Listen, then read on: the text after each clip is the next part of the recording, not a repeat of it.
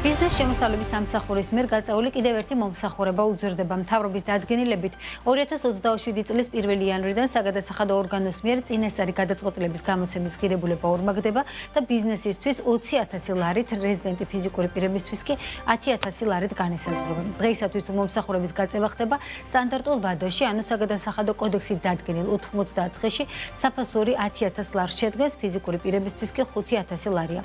რატომ და რამდენად ხშირად მიმართავს ბიზნესი საგადასახადო სამსახურს წინასწარი გადაწყვეტილების მიღებისთვის და რა აწუხებს ბიზნეს დღეს ყველაზე მეტად? პრესტონ ჯორჯის მმართველი პარტნიორი დავით პაპიაშვილი გვერდდება ახლა პირდაპირ ეთერში. ბატონ დავით, მოგესალმებით. მადლობა მობრძანებისთვის. პირველ რიგში მინდა ვისაუბროთ ამ საგადასახადო წინასწარ გადაწყვეტილებაზე, რომელსაც გამოსცემს შემოსავლების სამსახური, რამდენად ხშირად მიმართავს და რატომ მიმართავს ძირითადად ბიზნესი ამ შესაძლებლობას და ამ სერვისს? მოგესალმებით, მივესალმებით თქვენს მაყურებელს, მადლობა თქვენთან მოწვევისთვის. იცით, ძალიან მნიშვნელოვანი თემაა ზოგადად ეს ტარიფების ცვლილება დროში და აი ამ ერთი მაგალითად სერვისის მაგალითზე შეგვიძლია ვისაუბროთ. წინასწარი გადაწყვეტილება ზოგადად არის შემოსავლების სამსახურის ერთ-ერთი ფასიანი სერვისი, რომელიც გულისხმობს შემოსავლების სამსახურის მხრიდან რთულ და არასტანდარტულ кейსებზე ისეთი პასუხის გაცემას გადამხდელისთვის, რასაც ფაქტობრივად აქვს კანონის ძალა. ანუ თუ ჩვეულებრივი კონსულტაცია ცხელი ხაზი იქნება თუ მიმოწერა შემოსავლების სამსახურისგან, ეს არის უბრალოდ რეკომენდაცია და ეს 100%-ით გადამხდელს ვერ იცავს, ანუ შემდგომში შემოწმების პროცესში წინასწარი გადაწყვეტილება ეს არის ფაქტურად სერვისი, რომელიც პასუხი, ძალიან იშვიათ შემთხვევებში შეიძლება გადაიხედოს და გადამხდელი წინასწარი გადაწყვეტილების შემთხვევაში, ძალიან იშვიათად შეიძლება დაჯარიმდეს. ამრიგად ეს არის აი ესეთი კომპანიებისთვის და მათ შორის ფიზიკური პირებისთვის, ვისაც აქვს აი არასტანდარტული, რთული და ცოტა ესეთი არაყოველდღიური კითხვები, განსაკუთრებით თუ რაღაც ინოვაციურ რაღაცა სფეროზე ვსაუბრობთ და ასე შემდეგ. ესეთი ბიზნესებისთვის არა აქვს მნიშვნელობა ეს მსხვილი ბიზნესია თუ საშუალო თუ შეიძლება ესეთი ბიზნესი მცირეც იყოს, ძალიან ღირებული სერვისი არის. აი პირადად ჩვენ რამოდენიმე ათეული გადამხდელისთვის გვირჩევია რომ მათ შეეკვეთათ ეს სერვისი და გამომდინარე იქიდან რომ დღეს ეს სერვისი ფაქტობრივად ზოგადად არის 10,000 ლარი ღირს, სხვათა შორის ეს სერვისი 2017-16 წელს თუ 17 წელს შეიცვალა, მანამდე ფაქტობრივად 5,000 ლარი ღირდა, ანუ 10 მილიონამდე ბრუნვა ვისაც ჰქონდა, მათთვის 5,000 ლარი იყო, დღეს არის 10,000 და ანუ სიახლე იმასთან დაკავშირებით, რომ 2027-დან ეს გახდება 20,000 ლარი ყველასთვის, ანუ აბსოლუტურად ყველა ზომითი კატეგორიის შეპესეები მაქვს ხედველობაში, ანუ ეს იქნება უმსხვილესი კომპანია თუ ეს იქნება საშუალო ზომის კომპანია, ეს არ ამგონია, რომ ძალიან კარგი სიახლე იყოს ბევრი ესეთი ბიზნესისთვის. ვისაც აქვს თუ შეიძლება ჩავთვალოთ ასე, რომ ასეთი მკვეთრი გაძვირებით შესაძლებელია, რომ მცირე და საშუალო ბიზნესი საერთოდ მიღმა დარჩეს ამ ტიპის სერვისების.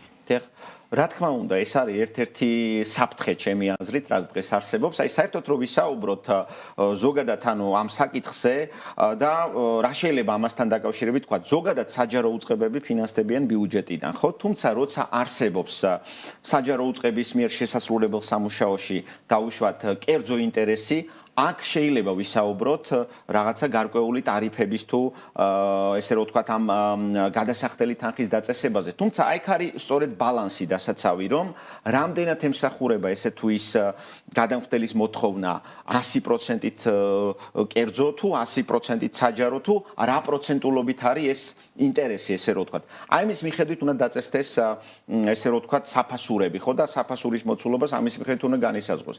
ჩემი აზრით, მიუხედავად იმისა, რომ საჯარო წინასწარი გადაწყვეტილება ერთი შეხედვით კერძო კომპანიის ინტერესებს ემსახურება და შეიძლება იყოს მოსაზრება იმასთან დაკავშირებით, რომ ეს არ უნდა დაფინანსდეს მთლიანად ბიუჯეტიდან, ხო? ეს მაინც არ ემსახურება 100%-ით იმ კერძო კომპანიის ინტერესს, ვინც ეს სერვისი შეუკვეთა, ვინაიდან ძალიან ხშირად ყოფილა, რომ ასეთი საჯარო წინასწარი გადაწყვეტილების დროს ძალიან ისეთი რთული кейსი გაუვლია შემოსავლების სამსახურს და შემდგომში ეს გამხდარა ერთგვარი პრეცედენტი, გამოუცია სხვა მანუალები, მეთოდური მითებები. ესეთი გადაწყვეტილებები ხელს უწყობს ანუ დავების პრევენციას და ზოგადად ეს მიანიშნებს გადასახადის გადამხდელის ძალიან მაღალ კულტურაზე, ასე რომ თავად შემოსავლების სამსახური უნდა იყოს დაინტერესებული იმით, რომ გადამხდელებს ჰქონდეთ ესეთი მოთხოვნა, რომ ისინი ღია იყვნენ, ესე რომ ვთქვა და შემოსავლების სამსახურიც ღია იყოს ამ ნაწილში და იმ რეალობაში რომ 20,000 ლარი ხდება ეხა ეს სერვისი დაუშვათ მილიარდი რო აქვს წლიური ბრუნვა ან მოგება ესეთი კომპანიისთვისაც და მცირე ზომის კომპანიისთვისაც ანუ ეს სამწუხაროდ რომ მცირე და საშუალო ბიზნესისთვის იყოს ეს ხელმისაწვდომი ეს ვერ მიიღწევა და მე თუ მკითხავთ აი დღევანდელი ტარიფიც 10,000 ლარით საკმაოდ ძვირია იმიტომ რომ თვითონ შემოსავლების სამსახურსაც ექნება ალბათ სტატისტიკა რომ ძირთად მსხვილი კომპანიები სარგებლობენ დღესდღეობითაც და მით უმეტეს თუ ეს გაორმაგდა მოტივაცია რა შეიძლება იყოს ამ შემთხვევაში სახელმწიფოსი, იმიტომ რომ ერთი არის შესაძლებელია რომ თქვათ რესურსების მობილიზება იყოს ამ გადაწყვეტილების უკან, ან იყოს ის რომ მართლა ძალიან ერთეულ შემთხვევებში დახარჯოს საგადასახადო ორგანომ მისი რესურსი და რადგანაც ეს იქნება ძვირი, ხშირი მიმართვიანობა ამ შეთანხმებაზე არ იქნება. თქვენ რას ხედავთ ამ მოტივაციის მთავარი ინსპირაცია?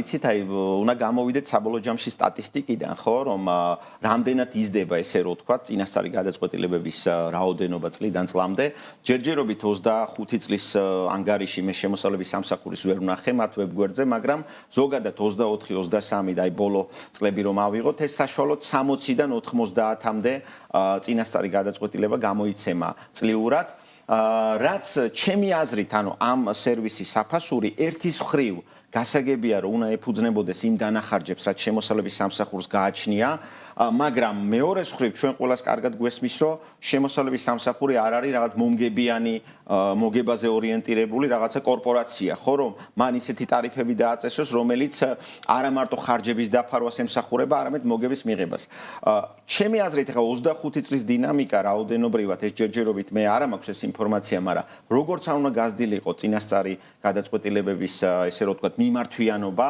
აი ორჯერაც რო გაზრდილიყო ეს არ ნიშნავს ჩემი აზრით და ეს არ არის საკმარისი საფუძველი იმისა, რომ ორჯერ გავზარდოთ ტარიფი ამ მომსახურებაზე, მით უმეტეს, როცა ეს ტარიფი ფაქტიურად 4-ჯერ გაზრდილი გამოდის 2017 წელთან შედარებით.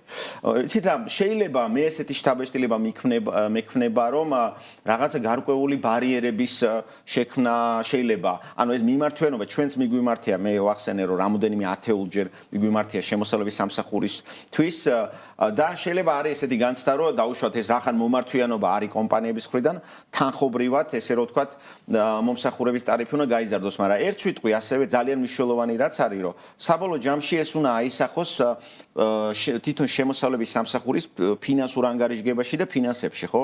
შემოსავლების სამსახურის ფინანსური ანგარიშგების მიხედვით მათი შემოსავლის 93%, ეს არის 260 მილიონი ლარი, არის მათი მიერ გაწეული ფასიანი მომსახურებიდან. ანუ ეს სტატისტიკა ცოტა, ანუ ეს პროცენტი თლიან შემოსავლებში რა წილი უჭირავს შემოსავლების სამსახურის ფასიან მომსახურებას 93% 260 მილიონი ლარი ეს ჩემი აზრით კიდევ გვაფიქრებს იმაზე რომ ესეთი მაღალი ტემპით ამ ტარიფების და ეს არ არის გამოწვეული რაღაცა ობიექტური რეალობით და ეს შეიძლება ისახავდეს იმისნად რომ მათი დატვირთვა დაუშვათ და დროის დანახარჯები არ გაიზარდოს რაც ჩემი აზრით არ არის საკმარისი საფუძველი იმიტომ რომ მცირე და საშუალო ზომის კომპანიებსაც უნდა ქონდეთ წტომა ამ სერვისზე განსაკუთრებით თუ ჩვენ ინოვაციების სფეროში და ესეთ არასტანდარტული ესე რომ ვთქვათ სფეროები რაც არის ესეთ სფეროში მომუშავე კომპანიებზე გვაქვს საუბარი. კიდევ ერთი საკითხი რაზეც მინდა რომ ვისაუბროთ ეს არის მომსახურებების გაძვირება რომელიც იგივე სახელმწიფო სერვისების გაძვირებას ვხედავთ ჩვენ ბოლო წლებში ძალიან აქტიურად ყველა მიმართულებით. ეს ჯამში როგორ აისახება ბიზნესს? აი ჩვენ ახლა ვლაპარაკობდით FDI-ზე სანამ თქვენი რუბრიკა დაიწყებოდა და თქვენ იქნებოდით ჩემი სტუმარი. საბოლოო ჯამში საქართველოს როგორ პოზიციონირდება თუნდაც უცხოელი ინვესტორების თვალში, როდესაც საკმაოდ მაღალ ფასიან სერვისებს უკვე ვთავაზობთ, იმიტომ რომ როდესაც გადავხედეთ თუნდაც ეს წინასწარი შეთანხმებების ნაწილში, ბევრ ქვეყანას აქვს საერთოდ უფასოდ ჩვენ შესაძარის ქვეყნებს თუ შევხედავთ, არის დიფერენცირებული, სხვადასხვა ბრუნვაზე მიბმული, რამდენი რამდენიმე საფეხურიანი ტარიფები არსებობს. Მსვლელობაში ბიზნეს გარემოზე როგორ აისახება ესეთი ტიპის სერვისების გაძვირება? ისე რა თქმა უნდა, ხა კარგად რო არ აისახება ყველას გვესმის და აი ამ ერთი მომსახურების მაგალითზე შეგვიძლია ვისაუბროთ, რომ თუ შემოსავლების სამსახურში არის ესეთი სერვისი, რომელიც ჩემი აზრით არის ძალიან ესე რომ ვთქვათ, მით უმეტეს ამ 20,000 ლარიან ტარიფამდე გაზრდის პირობებში, ანუ გაბერილი და ეს არ ეფუძნება ჩემი აზრით არანაირ რაღაცა დასაბუთებას, რომ დანახარჯები აქვს.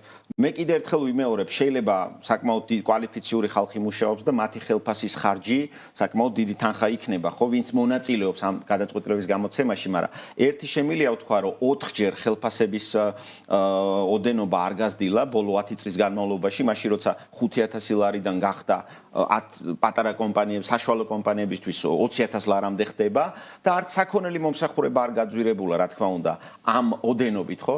ამიტომ და დამატებით აღვნიშნავ კიდევ ერთხელ იმას, რომ ეს ერთის მხრივ დამკვეთი კომპანიის ინტერესებს ემსახურება, მაგრამ ეს ამ შედეგით საბოლოო ჯამში ყველა სარგებლობს, იმიტომ რომ იქნება ძალიან რთული кейსების შემთხვევაში ძალიან ხშირად იქნება რაღაცა ცოდნა, რომელიც მე ვრცელდება სხვა გადამხდელებზე. ამიტომ ჩემი აზრით შემოსავლების სამსახურის ამ სერვისის მაგალითზე და შემოსავლების სამსახურის სხვა სერვისების მაგალითზეც რო ვისაუბროთ, მაგალითად საბაჟო მიმართულებით ძალიან ბევრი ფასიანი მომსახურება, მათ შორის საგაზაფხულო მიმართულებით, არის ჩემი აზრით ძალიან ბევრი სერვისი, რომელიც შეიძლება ვერ პასუხობდეს აი ამ პრინციპს, რომ ეს არ არის მოგებაზე ორიენტირებული ორგანიზაციის საფასური, ეს არ უნდა იყოს, ხო? და ეს შეიძლება ხარჯები ნაწილობრივ დაფაროს სახელმწიფო, ნაწილობრივ დაფაროს ამ კომპანიებმა. ამიტომ ეს ძალიან დასაფიქრებელია მათ შორის არა მარტო შემოსავლების სამსახურისთვის, არამედ მათ შორის არის საჯარო რეესტრი, რომელსაც აქვს ექსპერტიზის ბიუროები და ასე შემდეგ, რომ რამდენად ის პროპორცია, რაც აქვს დაუშვათ ამ სახელმწიფო უწყებებს მთლიან მიღებულ შემოსავლებში, ფასიანი მომსახურებიდან მიღებული შემოსავლების წილი, აი შემოსავლების სამსახურის მაგალითზე, როგორც აღვნიშნეთ, ეს არის 93%, ანუ ეს რამდენად რეალურია და რამდენად სწორია. მე თუ მკითხავთ, ეხლა შემოსავლების სამსახური საერთო საქმეს, რასაც აკეთებს, მაგის 93% ნამდვილად არ არის ბიზნესის მომსახურება, ხო? ანუ შემოსავლების სამსახურს ძალიან ბევრი ფუნქცია აქვს, ძალიან ბევრი სამუშაო აქვს, ესე რომ ვთქვათ, საჯარო ინტერესს ემსახურება და 7% არ უნდა იყოს დაუშვათ მთლიან მათ დაფინანსებაში, ბიუჯეტიდან დაფინანსება, ხო? ამიტომ ეს ძალიან დამაფრე და ბიზნესზე როგორ აისახება, რა თქმა უნდა, კარგად ვერ აისახება ეს და ესეთი სერვისების გაძვირება, რაც თქვენ სწორად აღნიშნეთ, ძალიან ბევრ ევროპულ ქვეყანაში საერთოდ წინასწარი გადაწყვეტილება არის უფასო და სადაც ეს არ არის უფასო, თითქმის ყველგან არის ან შემოსავლების მიხედვით დაყოფა, ან ზომითი კატეგორიების. ესეთი რომ ერთი მოჭრილი ტარიფი იყოს დაუშვათ უზარმაზარი კორპორაციისთვის და პატარა და საშუალო კომპანიებისთვის, ესეთი რამ არსად არ ხდება და ჩემი აზრით ეს ძალიან ცუდად აისახება საშუალო და მცირე ბიზნესზე პირველ რიგში. ძალიან დიდი მადლობა, რომ გაგვიზიარეთ თქვენი შეფასებები. იმედია მოვისმენთ განმარტებებსაც შემოსავლების სამსახურისგან. კრესტონ ჯორჯიას მმართველი პარტნიორი დავით პაპიაშვილი იყო ჩვენი სტუმარი.